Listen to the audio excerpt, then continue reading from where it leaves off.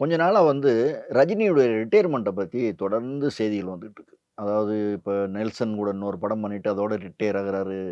இல்ல இப்ப பண்ணிக்கிட்டு இருக்க ஜெயிலர் 2 தான் லாஸ்ட்டு. ராஜ்கமல் படமெல்லாம் சும்மா கப்ஸா அப்படின்னு தொடர்ந்து செய்திகள் வந்துட்டு இருக்கு. ரஜினி தரப்புல என்னதான் நடக்குது? ரஜினி தரப்புல ம். ஜெயிலர் 2 முடிஞ்ச பிறகு ம். சுந்தர் சி டைரக்ஷன்ல ஒரு படம் நடிக்கிறார். ஆ. அந்த படத்தையும் ராஜ்கமல் நிறுவனமே தயாரிக்குது. ம். நம்ம போன முறை இத பத்தி பேசும்போது, ம். வேல்ஸு, ஏசிஎஸ், ஐஸ்வர்யா ரஜினிகாந்த் இவங்க 3 பேரும் சேர்ந்து அந்த படத்துல புரொடக்ஷன்ல இருப்பாங்கன்னு ம். சொன்னோம் இல்லையா? ம்.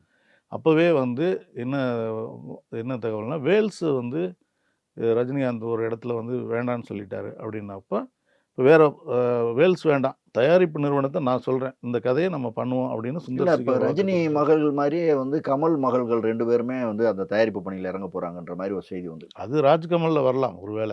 இல்ல ரஜினி நடிக்கிற படத்துல இல்ல. அ நீங்க அதான் இப்ப 4 இளைய ராஜ்கமல் பெண்கள் வந்து தயாரிக்க அதான் போறாங்க. இப்ப ஆ. இந்த